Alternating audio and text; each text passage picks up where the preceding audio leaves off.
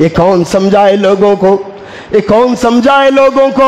मेरे भाइयों, बीजेपी और कांग्रेस वाले कुर्सियों के लिए इतना एक दूसरे पे कीचड़ नहीं उछालते होंगे जितना हमारी जमातों में कुर्सियों के लिए नंगा नाच नाचा जा रहा है। इसी कुर्सी के लिए एक मुसलमान दूसरे मुसलमान की गीबत करता है, इसी कुर्सी के लिए एक मुसलमान दूसरे मुसलमान की इज्जत से खिलवाड़ करता है, इसी कुर्सी के लिए एक मुसलमान दूसरे मुसलमान पे इल्जाम लगाता है, इसी कुर्सी के लिए एक मुसलमान दूसरे मुसलमान के सामने जलील दूसरे मुसलमान को जलील करता है। यहां तक भी हमने देखा है मस्जिदों के अंदर बाकायदा हाथापाई की गई, झगड़ा झड़ाई की गई, पुलिस तक को आने की नौबत आ गई। मेरे भाइयों, जब हम ऐसे कुर्सी के भूखे हो जाएं जैसे कुत्ते भूखे रोटी के टुकड़ों पे नाचा करते हैं, प्यारे नबी जनाब मोहम्मद रसूलुल्लाह सल्लल्लाहु अलैहि वसल्लम ने हर जिम्मेदार के नटों को कुर्सियों को टाइट किया और इनकी हवा टाइट की और बतला दिया,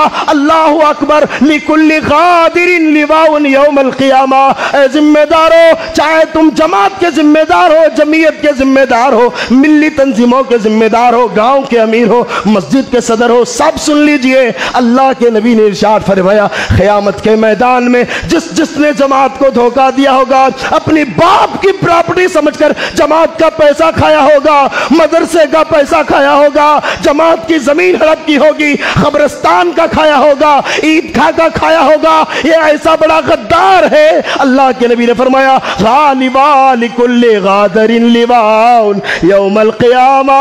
क़यामत के मैदान में जब ये आएगा, अल्लाह सारी मखलूक़ात के सामने इसके चूतड़ों के बीच में और इसके पिछवाड़े में अल्लाह एक झंडा गाड़ देगा और दुनिया को बता देगा, लोगों ये वही झंडा है जिसके मक़द में, जिसकी सूरीन में और जिसके पैखाने के रास्ते में गाड़ा गया है। ये वही इंसान है जो दुनिया के अंदर जिम्मेदारी तो लिया था, कौम के साथ गद्दारी किया था, जमात को लूटा था, जमीयतों को काटा था, जमीन हड़प की थी, मदरसों को जुबा किया था। आज इसके मक़द में झंडा गाड़ के बतलाया जा रहा है, देखो जमात के साथ धोखा करने वालों का अंजाम क्या हुआ।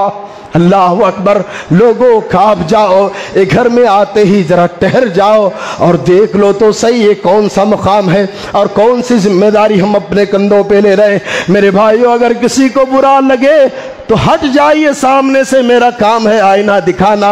अगर किसी को बुरा लगे तो सामने से हट जाए। मेरे भाइयों, हक बात बताना मेरा मकसद है। क्या मालूम कल मेरे जाने से पहले मौत हो जाए, अल्लाह मुझे पूछेगा, मैंने तुम्हारे गाँव की दावतें खाई है, मैंने तुम्हें दावत हक ना बयान किया, मेरा जिंदा रहना मरने से बेहतर नहीं हो सकता।